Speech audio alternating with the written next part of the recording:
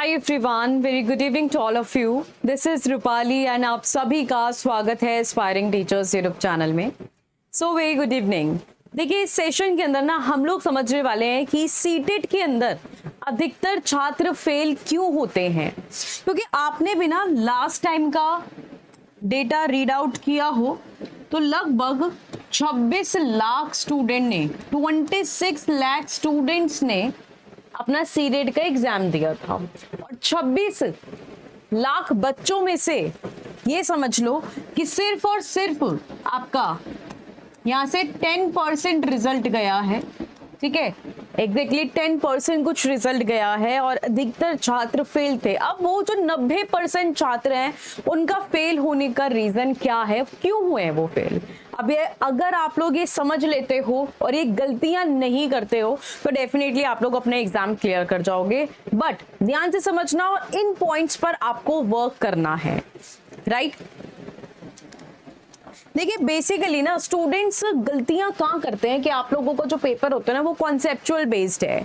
पहले आप लोगों का थोड़ा क्रैमिंग वाला पार्ट आता था कि आपने समझ लिया कि जीन पियाजे ने कौन सा सिद्धांत दिया है या फिर आपकी स्टीफन क्रेशन ने क्या पॉइंट्स बताए हैं, तो ये सारे आपने समझ लिया। पहले ये वाले क्वेश्चंस आते थे 2011 से लेकर हम लोग बात करें, पर अब ऐसे क्वेश्चंस नहीं आते हैं। आपका पैटर्न एक तरीके से चेंज हो चुका है।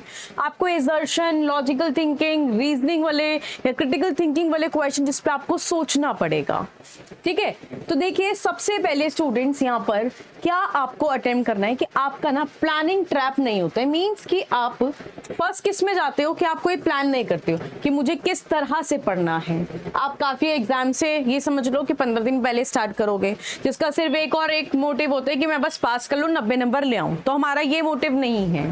ठीक है, और आप सिलेबस को छोड़ देते हो, जैसे कि आप सिलेबस पूरा नहीं करते क्योंकि क्वेश्चन तो हर एक तरफ से आता है, बस क्वेश्चन पूछने का तरीका अलग होता है, बट टॉपिक वो हर चीज को कवर करते हैं, राइट।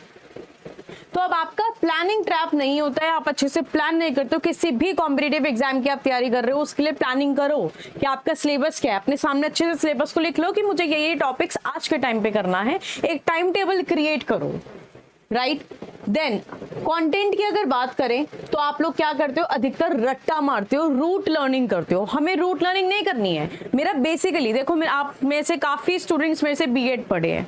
बीएड के अंदर मैंने भी आप लोगों को, जिसमें थियरी पार्ट है, टोटली उसमें कोई एमसीक्यू नहीं आता है, बट स्टिल आप क्या करते हो कि मैं आपको कॉन्सेप्चुअल वर्क कराती हूँ कि आपको बेसिक सारा कॉन्सेप्ट समझाया, बस समझने के बाद मैं यही कोशिश करती हूँ कि आप उसको खुद की लैंग्वेज में लिखो। मैं जब थियरी पोर्शन में आपको रट्टा नहीं करवाती तो ये तो आपका एमसीक्यू पार्ट है जिसमें आपको समझना ही समझना है। तो आप लोगों को इसमें कोई भी रूट लर्निंग नहीं चलेगी। आपका जो बेसिकली एक नया सब्जेक्ट होता है स्टूडेंट्स का, सीडीपी, ठीक है, इसका काफी पोर्शन आप बीएड में करते हो। अगर आपने बीएड का अपना बेस बना रखा है, आप सीडीपी को स्ट्रॉन्ग कर लो, क्योंकि अधिकतर आपकी पेडागोजी होती है सीटेट के अंदर 90 नंबर की, और अगर आपने सीडीपी और पेडागोजी को स्ट्रॉन्ग कर लिया तो 90 मार्क्स तो आपके सीटेट में वैसे ही यहाँ पर सिक्योर हो गया है। एनसीईआरटी बुक्स को बिल्कुल भी इग्नोर नहीं करना है। आप सोचो कि आप किसी के बुक ले लो, उससे पढ़ लो, एनसीईआरटी डेफिनेटली पढ़ के जाना है आपको, उसको स्किप नहीं करना है, राइट। समझ में आया? तो ये गलतियां नहीं करनी है। Third is your practice.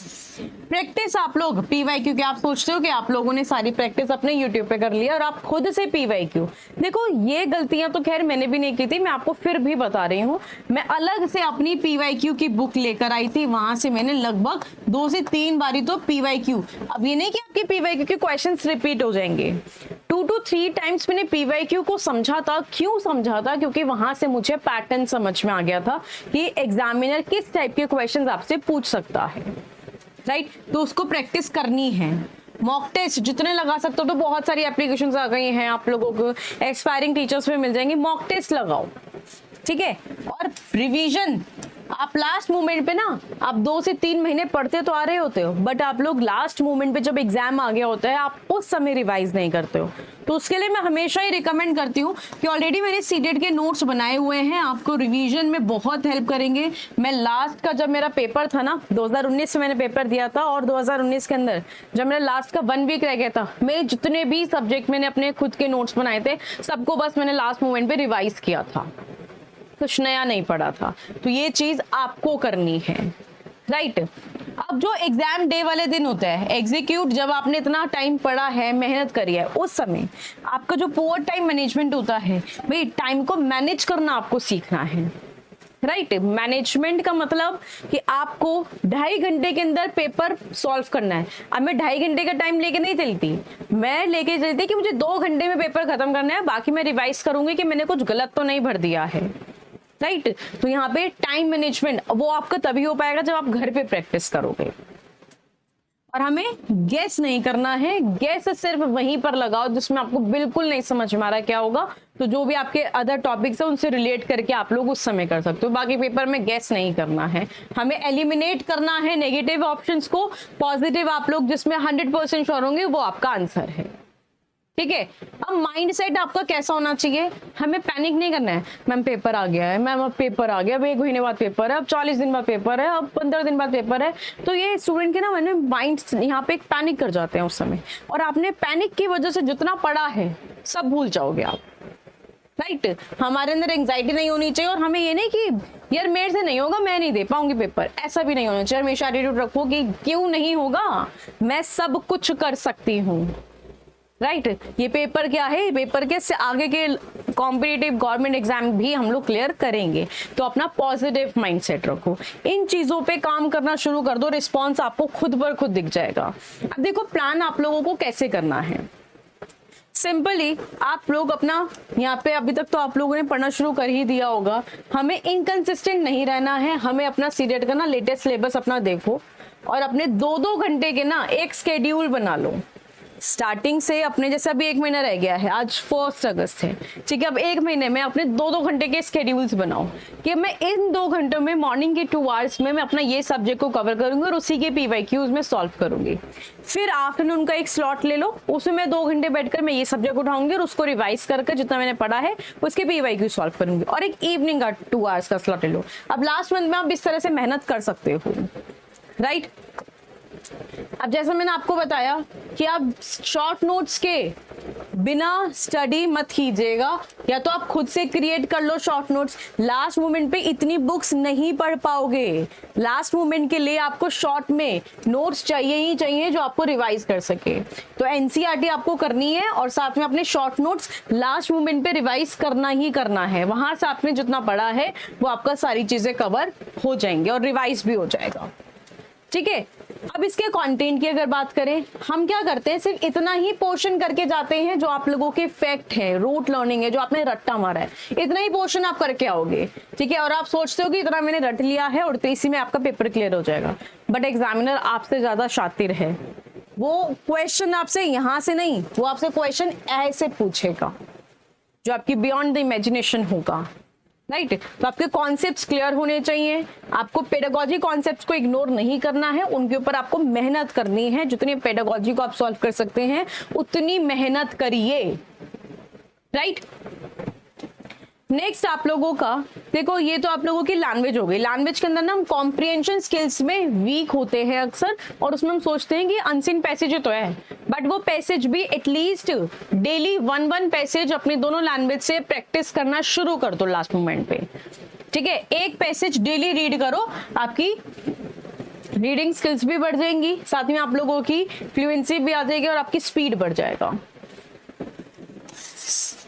आपकी मिस्टेक क्या होगी, प्रैक्टिस आप उतनी नहीं कर रहे हो, डेली आप लोग प्रैक्टिस करिए, PYQs अपने मॉक टेस्ट सॉल्व करिए, ठीक है। और जो हाई वेटेज के टॉपिक है हमें उन्हें इग्नोर नहीं करना है, जैसे कि आपका CDP के अंदर पूरा एग्जैक्टली उन्होंने 5 नंबर का इंक्लूसिव एजुकेशन का टॉपिक दिया हुआ है, उन टॉपिक्स को रिवाइज करो ना, आपके पास पूरा आपका कंटेंट 10 नंबर की पेडागोजी है, 5 नंबर का इंक्लूसिव एजुकेशन है, 15 नंबर का आपका कंटेंट है, रिवाइज करना शुरू कर दो।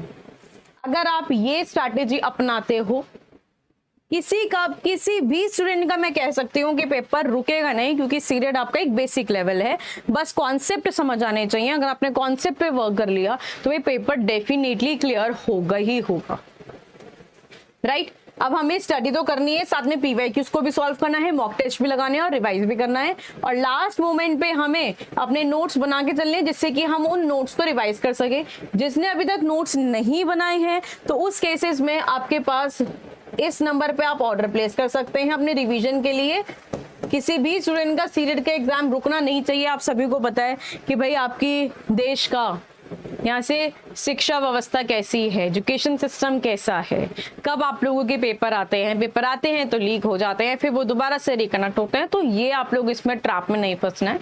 आप लोग अपना रिवाइज करिए, अच्छे से प्रिपरेशन करके जाइए और आप इस स्ट्रैटेजी को फॉलो करिए। क्लियर? चलिए, thank you so much, thank you everyone. In strategy को फोकस करना, इनके ऊपर इसको अप्लाई करना मत भूलना।